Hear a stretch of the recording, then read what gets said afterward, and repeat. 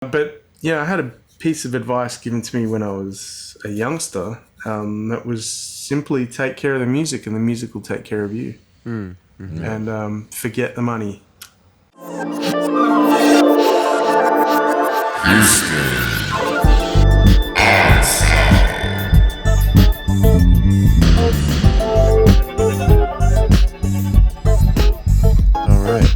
Going on, everybody? Welcome to the Houston Ensemble podcast.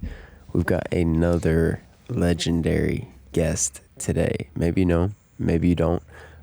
If you don't, this will be your first chance to, and I highly recommend that you check out all of his music. But we're bringing on the amazing Troy Roberts, saxophonist, today. Troy, thank you for coming. Thanks for having me. Pleasure to be here. And I got introduced to one of my friends showed me your music maybe a month ago, maybe a month and a half ago. I mean, I definitely heard of you before, but I didn't know of your personal stuff, and that's what he showed me, specifically one of the New Jive records. And it's my pet project. I started listening to it, and I was like, "Oh my God, dude!" And I've showed a lot of people, and just all of it. And I guess you probably saw too, I was like, I need to learn some of this stuff, because especially the little bass and sax thing. I saw you playing some bass along, what was it, Ciaris or something? Yeah. Oh, okay, that's how you say that. Yeah. Cool. But yeah, Troy, so thank you for coming on again. And maybe just for people who don't know you, can you give us your background and just kind of talk about yourself a little bit and what you're doing right now? It is widely known that the tobacco and diet industries lobby governments with scientific propaganda for years until proven guilty in court. The artificial treatment of our water is the next corporate deception. For example, virtually every nation in Europe has rejected the use of artificial fluoride. International studies since the 40s have repeatedly shown that endocrine and neurological effects increase after repeated consumption, even at the levels accepted by U.S. government. Epic Water Filters is the most thorough industry-grade filtration system that Houston Ensemble has ever used. They reduce heavy metals upwards of 99.5%, such as lead and mercury, bacteria like E. coli, and poisons like chromium, nitrate, and fluoride. Join us in our journey to living a toxin-free life and get your Epic Water Filter using discount code Houston Ensemble, lowercase, one word. That's Houston Ensemble, lowercase, one word, for 20% off your Epic Water Filter. Sure, yeah. Background in a nutshell, let's go. I'm originally from Perth, West Australia, born and raised, and I didn't come from a musical family, but there were a lot of great musicians in town that inspired me to do what I do for a living now. And I was very fortunate to have started my undergrad at the age of 15, which meant I dipped out of high school and delved into that, and I was done quite early. I spent the next 5 years touring, being very busy on the local scene and touring Europe with a great multi-instrumentalist named James Morrison in Australia and around Europe. And then I relocated to the US. First port of call was the University of Miami to take on a master's degree. And that was in 2005. And had a great time, hung around for a bit afterward before moving to New York. And been based in New York for about 10 or so years. Pandemic hit and all that, so briefly took a full-time teaching job, a one-year contract, which has just come to an end. I was very fortunate to have that in a really trying time for artists all around the world. Mm-hmm. And things are starting to pick up. We've got a couple of tours on the books, so I'm hoping it can get back to where it's always been for me, performing, recording, touring. It's looking good at the moment. That's sweet. Yeah, that's it in a nutshell, my background. How old were you? Take us back to young Troy, and then he's falling in love with music. What's going on? How old are you? Where are you at? Well, my dad always played really great music around the house, like classic jazz, and yeah, my brother and I were into all kinds of music. First of all, like Poison, Def Leppard, you know, and then later on into Snoop Dogg and Dr. Dre and De La Soul, definitely. And we just thought, you know, Dad's always playing this old fogey music in the house. It's terrible. Like, Dad, turn it off, you know. And I guess I was about 11 or 12 when I kind of had an interest in it. He had a compilation album called Jazz on a Summer's Day. And I liked Miles Davis's So What? And I liked Art Blakey in his Jazz Messengers playing Moanin'. And I liked Paul Desmond and Dave Brubeck playing Take 5. But other than that, I still had in my head that I hated jazz, but I liked those 3 tracks. And so that, of course, that CD disappeared into my room, and we saw a family friend's high school graduation concert, and the jazz band played, and this guy got up and did an amazing tenor solo. And I thought it was called a trumpet. Nagged my folks for a year for a trumpet. And 1 year later, in a lot of research, found out it was called a saxophone. Yeah, they got me my first little alto. I think I was 12, about to turn 13. So that's how I got into it. And I had all the right sounds at home, and had an interest. And it was, my parents thought it was a risky move because, you know, expensive hobby and all that.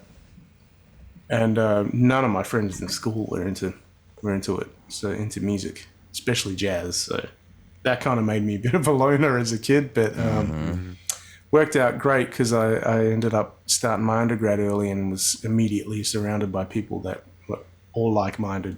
So how do you start? How did you start your undergrad at 15? Well, in Australia, they used to have this exceptional entrance to the university program for talented kids. So yeah, I auditioned, and I think they used to take in 1 a year, and I was lucky to get it. Oh wow! Yeah, it was quite an involved process because they had to meet with the school I went to, you know, try to make sure this is an informed decision and the risks involved. You know, if it doesn't work out, I haven't finished high school and I'll be older. So, but I knew I wanted to play music for the rest of my life. So, in my head, it was no risk at all. Wow. I wish to even think about that happening, and a lot of people will relate to this. If you've got immigrant parents, if you've got immigrant traditional parents, you're not going to music school when you're 15 to get your degree in music. That's not going to happen. Yeah, my parents are really different, especially from their background. It's like, it's so admirable, like how open-minded they are, coming from where they've come from. So yeah, you're totally right. That's awesome. Are they from Australia as well? My parents are from India. They're from India. My dad immigrated to Australia in 1971 yesterday. Oh wow! Yeah, I made it. That was the day he moved. Tell us about your blood. Tell us about the history coursing through your ancestral veins. Yeah. Yeah, this has been an interesting topic lately in current times, actually. Yeah, my parents are from India. Both of them are born in India. They met in Australia, actually, but they're both... My mum's from Calcutta, my dad's from Bangalore, so it's north and south. And they're both off what a race called Anglo-Indian. They're mixed European-Indian. So, you know, we got French, Irish, Portuguese, Indian, British mix going back. We've been working on a really kind of involved timeline, family tree. Yeah. But, yeah, so when the British and the Dutch and all that were in India, after everything was done, and India claimed its independence, there was they were encouraged to start families with Indians, and with the promise that they would have a home in the UK, and which never happened. So there was this generation of mixed race Indians that were, as they grew up, they were not accepted by the Indians, and they were not accepted by the British. So there are Anglo-Indians all around the world. And of course, my whole family moved to Australia. And they were lucky to make the move, because at the time there was still a law in Australia, specifically toward the Aboriginal community, that didn't accept them as human beings. Up until that date, they were considered flora and fauna. So wait, backtrack. The native population considered them fauna, or no. the UK population considered white Australians considered Aboriginal people flora and fauna. Gotcha. Yeah, that doesn't really get talked about too much. Australia likes to say then, yeah, we're not racist, and but it's very much there. It's just a kind of quite a hidden thing. It's not as talked about as much as in America, but it's very much there. So my folks dealt with a fair share of that, landing in a new country, hoping for a new start. And so I grew up in Australia, and as a person of color, and all the other kids of color in my school used to hang out together. It was pretty cool. In primary school, high school was a little more grouped. And yeah, I moved to America in 2005, and I guess I identify black, for better or for worse in this country too. It is quite an interesting background, and it's a topic of conversation I try to kind of like steer clear of. I'm sure. Because Yeah. but that's my background. It is quite unique. Yeah, I mean, discussing ancestry and discussing history, there's no purpose for that to become political. It's just knowledge, it's just learning about people. And I think that's extremely important. Yeah. Because there's definitely a balance that can be achieved between, being proud or being interested and being fascinated by culture, and then also not allowing yourself to develop any sort of weird like opinions or animosities. It's just like all we're doing is sharing. Right. Yeah, and then obviously that all influences everything that we do, but especially musically. But one thing that I was going to ask you, you have an album that just came out. Is that right? It just came out. Best Buddies, right?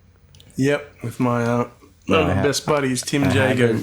I haven't gotten to listen to it yet, but I plan on doing it. I was wondering, can you kind of talk about that? Kind of for people who, might listen to this album, tell them kind of like what went into it, what it's about, and why it's called Best Buddies. Yeah, so that came out a couple of weeks ago now. We recorded it, about 10 months ago during the lockdown. I think it was March 2020, mid-March. By then all my tours and gigs were cancelled, so I quickly booked a flight back to Australia from New York, just to lay low with the family. I thought it was going to be for like 6 weeks maybe, and it turned out to be about 5 months.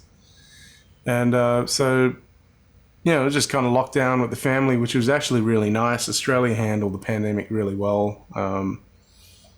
Things were locked down straight away, and the domestic borders were also shut. So, there was no interstate spread. There was kind of nothing coming in. Anyone who flew in domestically or internationally had to quarantine in a government-sanctioned hotel. And for the first 3 months, I think it was about 3 or 4 months, that they were... 3 meals a day were covered, and the hotel was covered by the government, but you had to spend 2 weeks there. So that's nice. That made things really, really, really safe. If there was one case in Perth in West Australia, they'd shut the city down. Oh wow! And then everyone had to get on these apps. Everyone had to have an app to track their movements. Wherever you go, you had to check in. And so when someone had a case, they knew where they'd been the whole week, and they shut down all those communities. Okay. And really just locked things down. So because of all that, things opened up really quick. And Tim flew out of Miami for the same reason. So we were both locked down there and reconnected with our old college buddies, and got together every week just to jam for our own sanity. Mm-hmm. And things started to open up. So then we were doing a whole bunch of gigs, and shows started happening again. First at half capacity, and then more. And we used to jam every Wednesday night at our friend Greg Nosso's place. He has a beautiful little home studio. So we did a few little concerts there as well. It's like had a little jazz club vibe. Mm. But essentially, it's a recording studio. But it's kind of like the straight ahead style. So we just set up on the stage like we rehearse, and how we would jam every weekend. He just rigged mics all over us and got some really nice room mics too, and it just really organically developed into pressing record. And Tim and I had been writing music for those jam sessions too, so that they're all contrafacts. They're all based on standards, but they're all our original compositions. So cool. Bit of a guessing game if you check that album out to try to guess the standard. While you were talking about music and jamming and recording, I was thinking about a little clip I had seen of Mark Turner, and Mark Turner was talking about, he was saying, and Mark has definitely a bit of a magical perspective on music, dare I say maybe spiritual magical, and he was just saying that music is a psycho-spiritual endeavor. And I was wondering, what does Troy consume energetically, mentally for inspiration in music? What drives him to create his music, Deep question, open question, but, I want you to take it wherever you would like.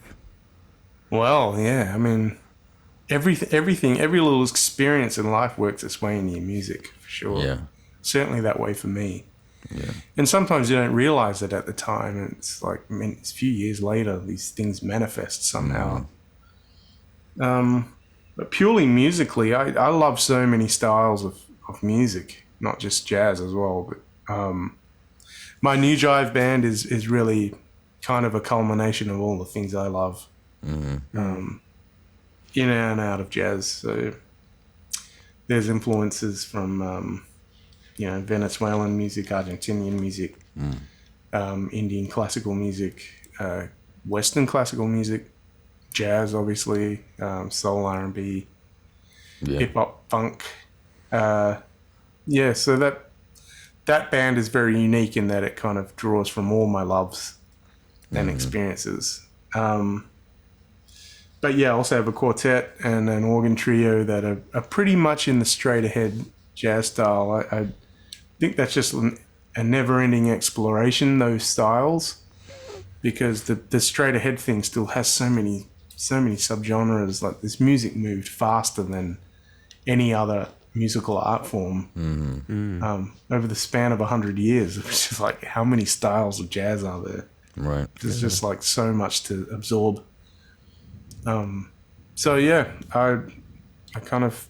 I love everything. I listen to everything from like Charlie Parker to Bjork. Charlie I Parker could to jam Bjork. some Bjork. Everything's love. All that stuff. I was going to say, let's say you're high. Okay, here's the situation. Let's say I'm high. No. That's what I thought he was gonna Well, say. that too, but no, I'm not going to. Let's say you're hiring musicians, you're doing a tour overseas, and you can't bring, for whatever reason, you can't bring your band in the States. You got to hire some people. What do you look for in a bassist? What do you look for? Let's say you got to have a guitarist. What do you look for in a bassist? What do you look for a guitarist? And then a drummer. And then a Wow. drum. Yeah. Wow. Well, they're going to be different.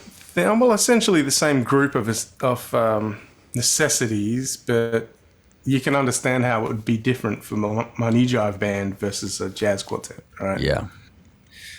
So, but I think essentially they've got to have massive ears, and they've got to have a strong sense of time and hard groove.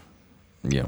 But the ears and jazz etiquette, whether it's like gospel or soul music and all that, it's jazz etiquette that really it's like the glue that makes things work, you know. Mm-hmm. And from my experience, it's very hard to find bass players and drummers that are well versed in both. More often than not, you find really great jazz musicians who have all the jazz etiquette, the listening, the concept of form and playing a tune, shaping a melody and interaction, but have no kind of, for lack of better words, gospel chops, facility and like stuff that's kind of required to energize my music with my knee drive band. Right. And on the flip side, there are so many musicians out there that just have crazy chops for days, but zero etiquette, they're just so impressive on first hearing, and then you get to play with them and it's just kind of no listening happening. They probably don't know where they are in the form. Those kind of things are very rare to find in a combination. And I'm pretty happy to have found a handful of really, really great musicians who have both of those things that I would... The other thing is the work ethic. I think it's really important, and more important than your abilities to play is the ability to memorize the music and really, really play the music right. Right.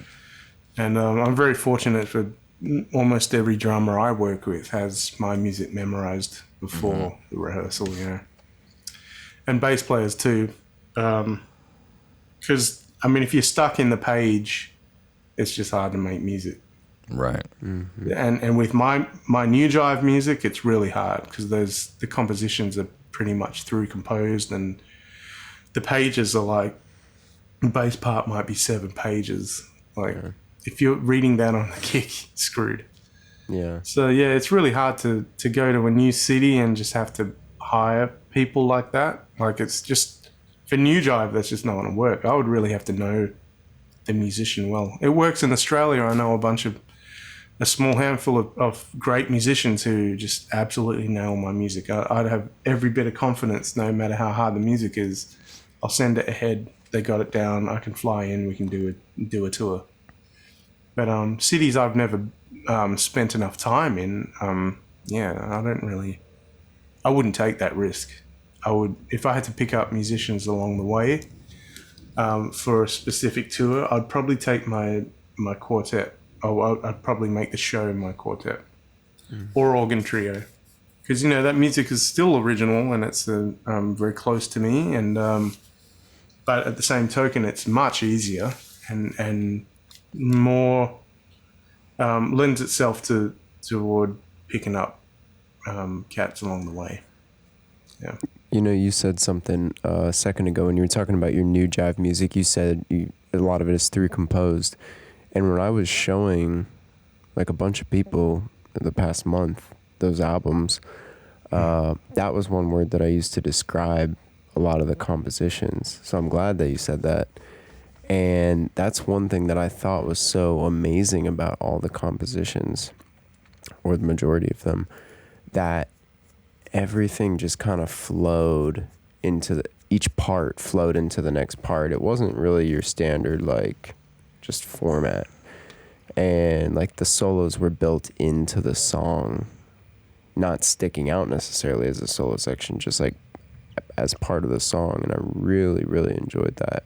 Oh, thank you. And just talk about the song specifically, Ciaris. What is that song? Okay. What is that song about? Because that's actually definitely one of my favorite ones. And also, and I've got the double bass, the soli. Oh, I was gonna say what was the the soli part, for the solo. But talk about the whole song, because there are so many beautiful parts to it. I'm just curious, where your head was at, what you were thinking, etc. I wish I had the charts handy. It'd be great to screen share. Oh, Send us the charts. We're gonna cover it. Yeah, I don't know if we got time for me to quickly find them. I can Will talk this while kind of you mess the find it. meeting up? Okay. Yeah. I'm gonna talk to the people about your music a little bit. Okay. Basically, I'm talking mainly about Troy's new jive records. So if you haven't heard them, in my opinion, they're kind of an R&B, jazz, funk. I even kind of like I can hear the touches on the classical music stuff as well, just in the composition of it. And they're just so cool, and they groove so hard. And there's another one, and Troy, maybe you can correct my pronunciation while I'm saying it. Casanglewood. Oh, Casa Englewood. Okay, that's how I thought you said it, and then I just never would say it like that. Casa Englewood. Yeah, that song, man, that goes. I really love that one too. That's supposed to represent the good times hanging at my buddy Eric England's place when he used to live in Miami when we were growing up here. Okay, and cool. We used to call him Englewood. And That's cool. Casa is like the house of Eric England. and he for people who don't know, he plays bass. He's the bass player in that band. He's nasty. Mm-hmm. And I wasn't hip to him before you mentioned him, and I went and checked him out, and like just so good. And like the tone that he gets on the bass guitar on those albums is perfect.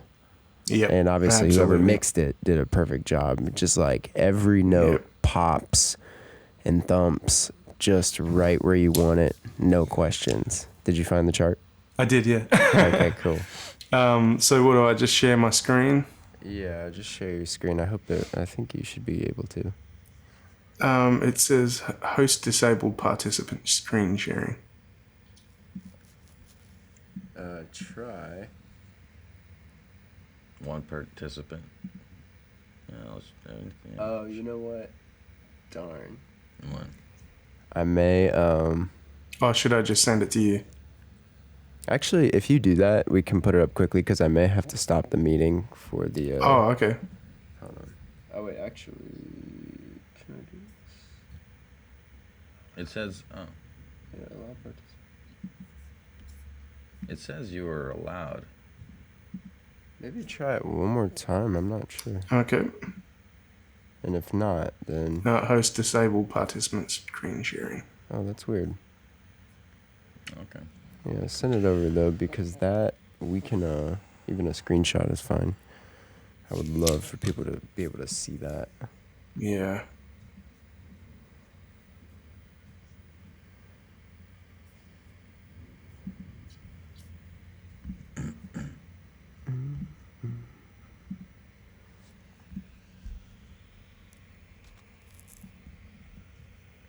And even the live recordings that I've seen on YouTube of these tunes have been like just spot on as well. They sound pretty much exactly like the recording. Ah, thanks. And yeah, we put a lot into just really making the music breathe and memorize usually. Yeah, when you're doing that, where do you guys kind of locate to? Is it New York or is it Miami when you're doing the New York Well, stuff? I live in New York, and Silvano, the keyboard player, Silvano Monasteris, he lives in New York. Eric England lives in LA, and Tim Jago and Dave Shiverton live in Miami. So yeah, well, we usually record in Miami, at the same studio that's just like, we know it really well, and our engineer here is just an absolute gun. It's just a matter of going in and pressing record. By the time it's time to record, because we usually spend a lot of time rehearsing and then doing a string of gigs, like maybe 6 gigs, and then go into the studio, and it's just like it's already, the music's already breathing. You know? Well, I'm gonna share the screen and bring this thing up. Yeah. So. The keys part's the best part to look at, I guess. It's kind of like a score. So yeah, we never do that intro at the top, but from A, you can see that melody. It's do do boo do do do do do do do do do do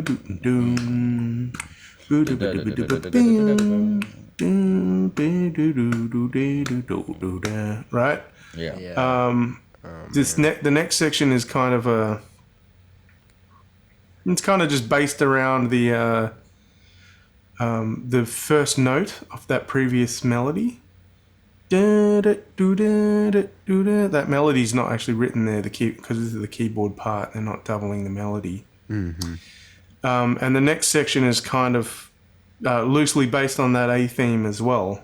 I guess it would make more sense when you listen to it. See those sextuplets descending. That's the opposite of what happened in the head in the A section. So you really wrote these down. You really just even wrote this piano part down all the way through. I like that. That's how I compose for this band anyway. Mm-hmm. Now, if you look at that D section, it's completely different rhythms, but that's the exact melody from A, except the rhythm is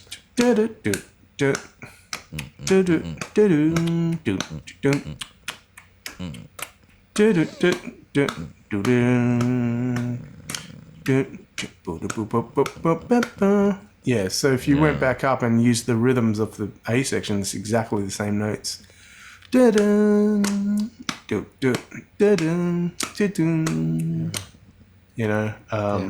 very cool. So it's a constant kind of re-harmonization, re-melodicization, re-rhythmicization of one theme, really. Wow. And Ciaris is the rearrangement of the letters in the word Russia. Because I composed this tune when we had 3 days off in Moscow, and I sat around writing music. So wow. And you wrote this just during those 3 days. The bulk of it, I obviously worked on some finer details later. I got family in Russia, so that's interesting. Oh wow, whereabouts? Sochi, mainly Sochi. Okay. Yeah, that's the place where they had the Winter Olympics in 2014. And it's a crazy city because you could go up north and then go skiing, and then you can go south and then you can go to the beach, and it's warm. Wow. So it's an intense city. It's a great city to retire. Yeah, it's vast, and great place to retire, great place to visit, but Russia needs some more jazz, and I've been thinking I'll they love it over there. yeah, they do. They really do. I don't want to give it away, but I always had in the back of my mind thoughts about organizing a beautiful event in Russia, probably in Sochi, where I have some connections, and it'd be wonderful. But I don't want to jinx it. We'll talk about that. Cool. Man. Great. Yeah, so that's just a little example of. I mean, not all of my tunes are like that, but that's the way this one went. Well, that was the first ever one that I was shown, the first song, and just immediately I was like, "Whoa!" I feel like I listen to a lot of music, have not heard anything that has struck me that hard. So. Thank you. Thank you. That means a lot, man. That means a lot. Cheers. Yeah, and but all the tunes, like, they're just so cool. Love it. So the other day, you posted you were playing with your friend. Well, from the Best Buddies album. I'm sorry, I forget. Tim Jago. Tim. Yeah. But you were on an upright bass. Oh, yes. I'm also a bass player. I was like, come on, man. That's awesome. Yeah, I've always loved playing upright and electric as well. I used to play in a lot of top 40 bands. Really? Used to have a blast. And also always had a love for the upright bass. I've always loved the upright and the electric and the saxophone. I somehow ended up making the saxophone my main axe, but... Yeah, I've not a lot of people know, I guess, because I don't really. I guess I haven't really pushed it over the years because I'm trying to trying to be the best saxophone player I can. Yeah. Do But, you feel like? yeah. Oh, I'm sorry. Go. I was gonna say. Do you feel like, is that why you maybe? I've noticed like you write a lot of things that feature bass and sax at the same time. I guess that's more. I mean, with New Jive, that music, I've got all those guys in mind specifically, and I know that I can give Eric anything. It's just gonna be. We're gonna play it like the same mind, you know. So it's not written for the bass in mind because I know the instrument. It's written for Eric in mind, actually, and likewise for the other instruments. But yeah, the bass playing thing, my previous album came out last year, sadly didn't get too much road time because all the tours were cancelled for the release shows, etc. It was called Stuff I Heard. And yeah, it's kind of funny to say it's a duet project with great drummer from New York, Jimmy McBride. And I played all the instruments on there, upright and electric bass and multiple saxophones. I think there's one piece, there's 11 saxophones. Whoa.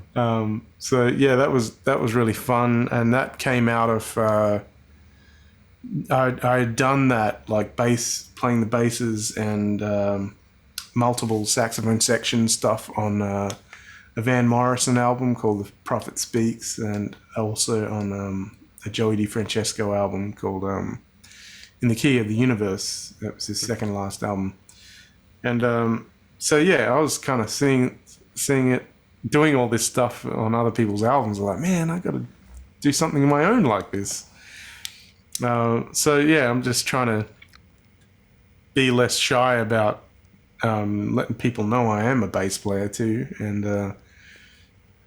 doing a little bit more work on the axe. It's nice.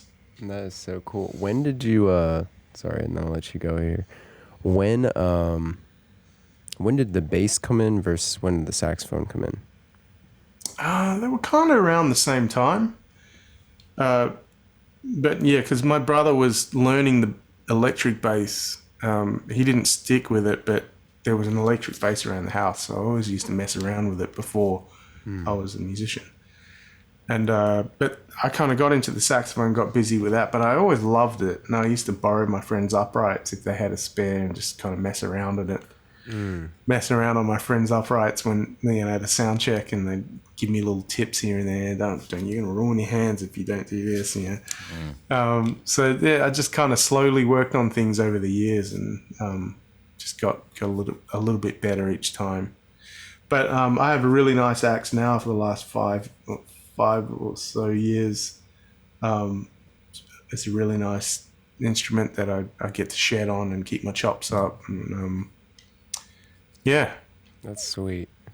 Armin, I think you were about to say something. Yeah, I had a question, but I forgot. But random question. Have you seen He-Man Masters of the Universe? Yeah, grew up with that. See, there you go. I'm trying to tell Chad to watch it because Oh. it's all about it's a really neat movie. It's all about frequencies and music and the Moog or the Moog. And when you were telling me, I don't know, I was really reminded of it because of the album In the Key of the Universe, right? Mm-hmm. And now, okay, top 3 contemporary or historical alto players. Let's go. Alto players. Okay. Yeah. Well, Cannonball Adderley, Charlie Parker. And then, I don't know, these are my personal favorites, by the way. This is not me saying these are better than... yeah, I'd say Bird and Cannonball, and then it's a tough choice between Lee Konitz and Paul Desmond for me. Okay. I may have to make it 4. Okay, that's fair enough. My top 4. Yeah, it's hard. It's hard too because it's like, damn, there's so many too. Yeah. Okay, that's fair. That's fair. All right. Do you think much about guitar? What about guitar, modern or old?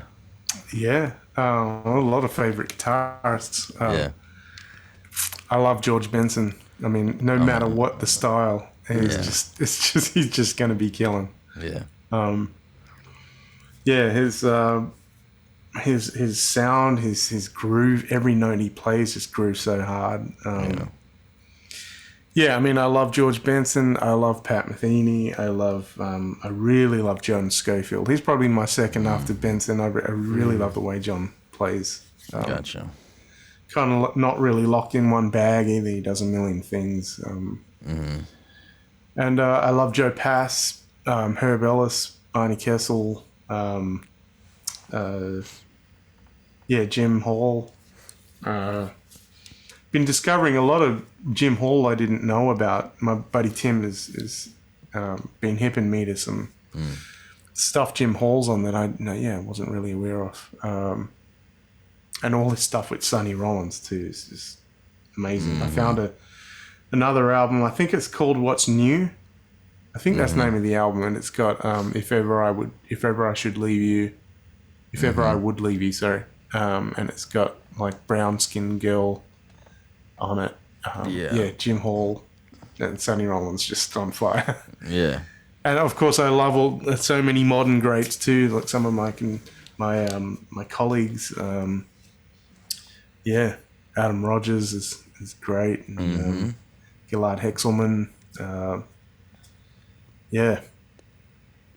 Man, I like those are all guitarists. great people.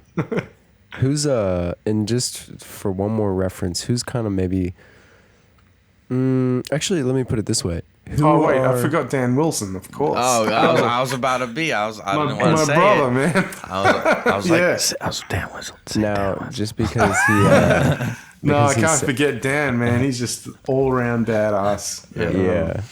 Because I have to remember, Massive ears, massive sound. Yeah. Unstoppable. you're supposed to do an impression of him.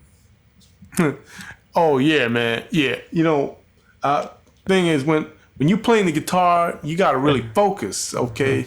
And I'm not really trying to like reinvent the wheel or nothing, man, but I'm just saying. He's That's kind funny. of got Christian vibes to me, and a little bit. Just they're so chill. Yeah. Yeah. Yeah, that we spent some time on the road with Joey DeFrancesco having a blast. Yeah. Can you tell us about that? Because was that nuts? Yeah, it was nuts. I guess I was in a few iterations of that band with Joey. Because he's changing his mind all the time, making new ensembles and new records. So, I was lucky to see a couple of iterations of the group, and with Dan and Jason Brown, and later on Mike O'Day. That group was just a lot of fun. A lot of ears going on. I feel like I was just so spoiled in that I could just play anything and the music would, go there, or I could just follow something that's happening and we all move together. Just such a great lesson in democracy, I guess. And we went all around Europe a lot. And then the second iteration was the key of that was like the Project Freedom band, and then which we were nominated for a Grammy for actually, and the next one also is called In the Key of the Universe, and that featured Billy Hart and myself and Joey on the tours. But the album also features Farrah Sanders and Sammy Figueroa too. But going on the road with Billy Hart and Joey DeFrancesco, man, I was just in heaven. Stories for days. Billy's played with everyone. I mean, so has Joey, but I just had a whole another set of stories with Billy. He's just, such a knowledgeable fellow. What is the key of the universe? It's everything, man. Doesn't the universe actually have like a resonant frequency? It's like 8 hertz, around 8 hertz or something like that. I can't remember if it's like a D flat or if it's a B flat. There's actually like a hum that we can't perceive. B flat. obviously. See, that's why everybody Wow. plays the blues in B flat. This No, explains or everything. D flat. Or I'm D not flat. That's sure why what it is. Jamie Obersold says B flat tuning note. Yeah. No, I think if you check out that album, it's unlike anything Joey's put out before. It's kind of it's great, pretty wild. Okay. Besides, we've gotten so many amazing music things. Now I want to know the side of Troy that maybe doesn't have anything to do with music. Who are you without the saxophone? Oh man, that's a tough one, you know, because music has always been my life, you know. Right. Let's say your hands got chopped off today. Yeah, I don't know. Hey, I'd kind of be knock on wood. Knock on wood. Knock on wood. I'd kind of be screwed, you know. I heard Wayne Shorter. So I got to know Wayne over the years from playing the International Jazz Day. He had so many great things to say, but I heard him in an interview saying, "Music is not everything to me. It's just one drop in the ocean of life." Right. But for me, it's like I don't know much out. I mean, in terms of like what I would do with my life, I don't know what I would do without music. Yeah. It's pretty much everything to me. If I have a bad read, I'm in a bad mood. If I'm feeling good about my playing, I'm in a good mood. Yeah, I'm unsatisfied if something's not worked on musically, or if I'm conflicted about a composition I'm writing or something. You know, it affects everything. It's kind of childish in a sense, I guess. But, No, I mean, I think pretty much yeah, every. I love cooking. Been getting back into that Nice. lately. What else? I'm actually really into claymation. That's one thing. Yeah, if I didn't That's dope. if I couldn't make music, or if I couldn't, if money and time were not an issue in life, I would just lock away and make claymations all day. Wow, that's super cool. Yeah, I I've done actually about like that 3 too. of them. They were just like all night projects. Send those over. We're gonna post those. It'll be fun. Okay. Yeah. Yeah, they're on Toy Robot Music. Toy you robot go- music. Okay. Toy Oh, they're Robot out. Music. If you go to videos, there's a section called Claymations. Oh, they're on there? Okay. Yeah. That's actually cool. Perfect. Those are fun to do.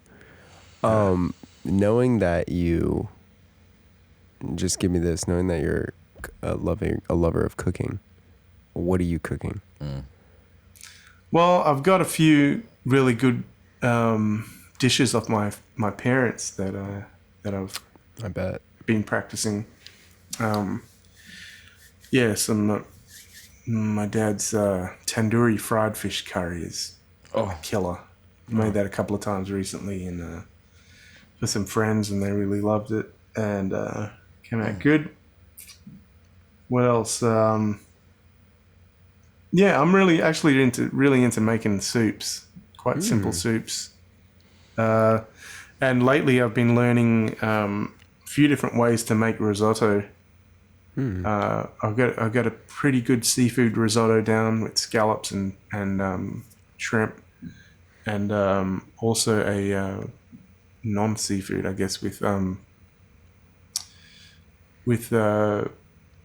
like a mozzarella parmesan based risotto with you can put anything in that. Non-seafood. The rule I've gathered the rule is if you've got seafood, you leave out the parmesan side of things for the seafood to kind of take the stage. Yeah. But on the cheesy side, I've got a pretty good risotto that way too. What else? I learned how to make a carbonara lately. Okay. I was kind of more involved than I thought. Wow. Right. You can't do things too quickly because if you melt the cheese too quick, you're going to cook the egg, and it's not supposed to be cooked like that. It's supposed to be like gradually introduced with the heat to all kind of stay as a sauce. Yeah, this stuff is a science. Wow. Yeah, man. A lot I of don't things know. I took for granted over the years that I'm Right. learning now. Yeah. I don't know if you recognize the mother tongue, but I'm gonna try to say it right. Mera juta hai Japani impatlun How do you know Hindustani that? sarpelar topiru. How do you know that? You know, I'm a world connoisseur of sorts. You know. Wow, man. Yeah. Yeah. So. It's the national anthem. Well, exactly. So, and I know the whole song. It's crazy, but yeah, because if you probably knew, Russia and India, you know, there's a lot of diffusion, cultural diffusion, and obviously they're close. I mean, Russia's close to everybody because it's gigantic, but there's an appreciation going back and forth for Russian culture from India and for Indian culture in Russia, and so that's the reason I know about that. But and also I speak several languages, so it's kind of easy to pick things up. Well, But- and you're from Russia? Yeah, Or so you're my American parents. born? No, my parents are Armenian. Oh, And- okay. Yeah, and I'm Russian born, and then when I was around 9, 10, I moved to Houston actually. Wow. Yeah. Okay. No English kind of thing, you know, start off fresh off the boat, as they say. So, yeah, I've been fascinated by cultures. I want to go to India. I want to, dude, how nuts would it be to jam with like a room of tabla players and like sitars man. and stuff? That's the shit right there. So, and also I'd like to, and I have already introduced some of my Armenian folk music into my compositions, into the jazz stuff as well. You know, Tigran Hamasyan has already done that so much, and we can hear great examples from him. So something in that vein, but on guitar. Great. Man, that's awesome. Yeah. So I thought, yeah, that's great. See, I thought you would know that. Yeah, of course. Yeah, I was very lucky to. I got to play with. What were you saying? Got to play with? I got to play with Zakir Hussein once, which was that was a childhood dream come true. Also. Tell Chad what I was even singing, because I don't think he knows. I have no That's idea. the Indian national anthem. Okay, that's what I thought. Yeah. That's cool. But it's also Russian? No, it's not Russian. Or you just got the taste of it from being over there? No, it's because literally Russian people knew that song. I mean, not now, but like back in the day, it was really? so Wow. it was such a famous song that even in Russia they would sing it. Yeah. That's interesting. Wow. Yeah. I would love to go back to India as an adult now. Spent some time there as a teenager, I guess. But I would really like to go back as an adult. Yeah. Sure, things have changed a lot over the last 20 years. I heard they have changed, and I've heard that there's so much news coverage that apparently is not what's going on, and it's like it's almost as if we don't know what's going on in some parts of the world because of how things have been kind of locked down and such. So yeah, that would be interesting. I've been trying to go to India for a long time. Yeah. That's it's my favorite cuisine, actually, overall. And two, I was so close to going and studying sitar for like a thing, just like a music thing over there, and it got canceled for some reason. But I would love to hear some music from you in the future utilizing total It might be time. India sounds. Yeah. I'm sure it would be just nuts. It's definitely got to happen. No, I'm working on this new record, and there's going to be something hitting those strings. Would you say that you try and do a record every year? Is that kind of what I don't try to. After I finish each record, I'm so exhausted because I put my all into it. Right. And once it's done, I'm like, I think I'm done for a while, So I'm going to take a rest. But then, like, ideas start coming, and I start thinking of the next thing, and I get writing. It's kind of worked out that way over the last few years. Almost a record a year, but there was a time in the middle I was just really busy in New York. I think it was maybe 2 or 3 years past, but I'm saying it again, but I'm recording this album at the end of this year. It's a new one that I'm still writing for. And after that, I think I'm just going to chill for a bit. So I might be wrong. I Yeah, might kind of start coming up with ideas, conjuring ideas again. But at the moment, I'm thinking I might need to just chill a bit after this next one, because I know I'm going to be really happy with it. It's drawing from everywhere. That's sweet. What would be something like? What would your advice be to people who are listening, other like-minded musicians, regarding, maybe shaping a musical career, or even more specifically writing or something, like whatever you kind of want to get at? What comes to you when I say musical advice?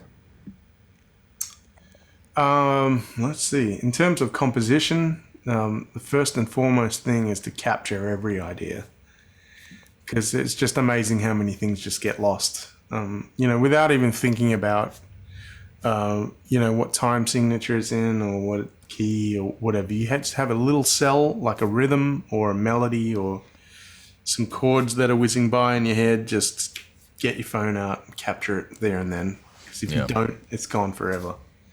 The amount of ideas I lost in the ether is just, yeah. Do you have a little bit of anxiety with that? I remember there was a time, just like you said, it was like if I didn't have something to record it on, I'd be pissed the whole day. I'd be like, that's it. What do I do now? That was the one. Right, yeah. Well, now we got iPhones, so Yeah. I just, make sure I capture everything. And then when I have some time, I sit down with Sibelius and just transcribe everything in. And sometimes the process of transcribing those things makes me go, oh, what if I try this? And then next thing you know, hours have passed and I've been writing a tune. Right. Sometimes it's the opposite. It goes absolutely nowhere. I'm transcribing it and going, what was I thinking? This is a crappy idea. But I'll do it anyway. And then I save the files in a little folder on my hard drive called Stuff I Heard in My Head. Mm-hmm. And so then, a year or two later, I might just be trying to write something and I'll revisit all these little crappy ideas that are just in that drive and pull them out and go, oh, actually, that's not so bad. I might use this here. Or that might, now I've heard it as a melody, that might be a cool bass line. Or what does it sound like opposite? Let's reverse it. Or I had this kind of major idea. Like, what if I just made it minor? Oh, wow, that's, you never know where these little things can how they can develop or where they may be useful. Sometimes they're absolutely useless, but I think it's important to capture first and foremost. Yeah. Now, what about just pursuing? I mean, there are many answers to this, but your take on pursuing a musical career? I'm not sure I'm the best person to I'm not sure anyone's good at giving it advice about this, because one thing I've learned is that everyone, especially today, everyone's just going to have a completely different experience to the next person. Mm-hmm. Sadly, because of, their age or the way they look or their gender, the world's kind of screwed at the moment. I'm sorry to sound cynical, but I could give this next person all this advice based on what I experienced and what works for me, and it could not work, or they could end up like getting signed to Blue Note. It's like you just never know. Everyone's so different. Everyone's work ethic is different. Everyone's, musical voice is different. Their abilities are different, which of course translates into how you are employable. I'm not sure how much advice can help, but I think it's important to have all the basics together, no matter where you plan to have that career. I think it's important to be able to know repertoire that you can use as a tool to communicate with other musicians. I think it's important to have all the basics together on whatever instrument you play. Being able to read, well enough I think it's just going to open up more doors for being hireable. If you're able to jump in and kind of take on something like that. If you don't, there's not to say that you can't make a career not reading, but there are a whole bunch of doors that'll be closed to you. And I had advice given to me about learning flute and clarinet. You're a saxophone player, you must double, on flute and clarinet, and I never did it. And there are doors that have been closed to me. A couple of Broadway things that I couldn't do, which I didn't care about. I never want to play Broadway. But I did get a call to sub in John Beasley's Monkestra when I came through New York. And I got the parts, and I was so excited, and there was bass clarinet and flute in there, and I was like, I don't double. And I'm so used to people, because they like the way I play, people just go, we'll make it work. I'll rewrite it for tenor. And it's always done for me. And this is the one time Beasley was like, man, I'm going to have to get someone else because it's... Right. I was like, dang. But all in all, I don't really care because I don't never wanted to be a doubler, So the person that gave me that advice, I had a different path. Right. But, I had a piece of advice given to me when I was a youngster that was simply take care of the music and the music will take care of you. And forget the money. And, it's worked for me, just kind of really taking care of my music and trying to be the best musician possible, and also hopefully being a nice enough dude and pleasant enough person to work with that my career has worked out very well so far. Not that my opinion matters on this whatsoever, but I find that, the main thing is, okay, let's just use some analogies here. Let's say you're writing a story, but you don't know the rising action, you don't know the characters, and you don't know the climax. You're going to have a hard time, going anywhere with that story. Yeah, who writes a story thinking of how much they're going to sell and what kind of money, what kind of career they're going to have from writing? It's about writing the story. Right, exactly. And then and I don't know much about this because I'm a guitarist, but let's say on the doubling aspect, well, are we talking about doubling because we're talking about being employed in multiple different areas? Or are we talking about doubling is because in your vision, this is going to make you come closer to your vision? You know what I mean? It's like, we have to separate when we talk about a money-making opportunity versus a career goal, what you envision for yourself as an artist. I think that's a huge difference. There are a lot of musicians out there that don't have a goal. They're happy being employed, and that's completely valid. There's a whole world out there. Yeah. So I guess that piece of advice on doubling is very valid. If you want to be the guy to call for any session, live big band recording, touring, Broadway, you really got to be able to double. But that was never part of my goal. It's never part of my vision. I don't want to be that big band guy. I want to be, my own artist. My dream would be to be touring the world, busy with my own stuff only. Not to say that I'm not grateful about the amazing sideman stuff I'm doing. But, my end goal is to kind of play and write my own music and travel with my own band exclusively. That doesn't involve doubling. For me. I had another piece of advice from my mentor growing up after moving to the US, Gary Keller. He told me never confuse music with the music business. That's also true.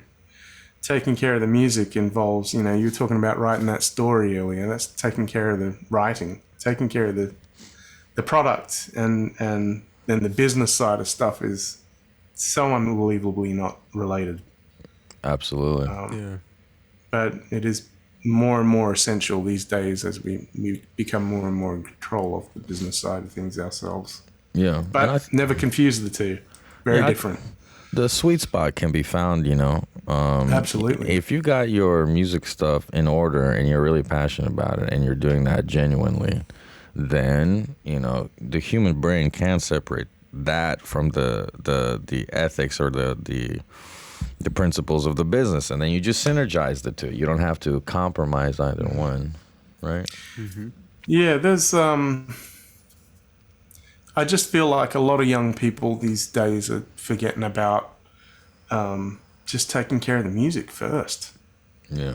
You know, I see a lot of wealthy young people that have really got the business side of stuff together. They got money, they're making records with famous people on them, and like maybe got their whole music business side things together. You know, website, social media's killing from posting videos of practicing at home and stuff. But more often than not, I see such artists that don't have the music together. Like, what is their thing? Like, what are they? What's their stamp on this world going to be if they were to gone tomorrow? Yeah. Yeah. I think it's just really important to take care of the music first.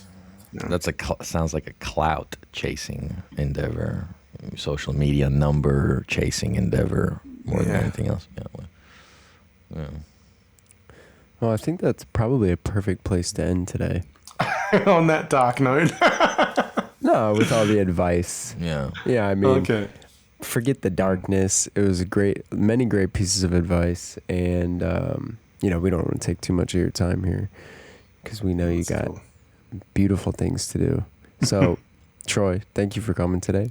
We appreciate it. Thank you so much for having me. It's been a blast. Definitely an honor, and we're gonna link everything to you in our description of this video, the albums, Yeah. the website, the claymations. Cool. You go to that through the website.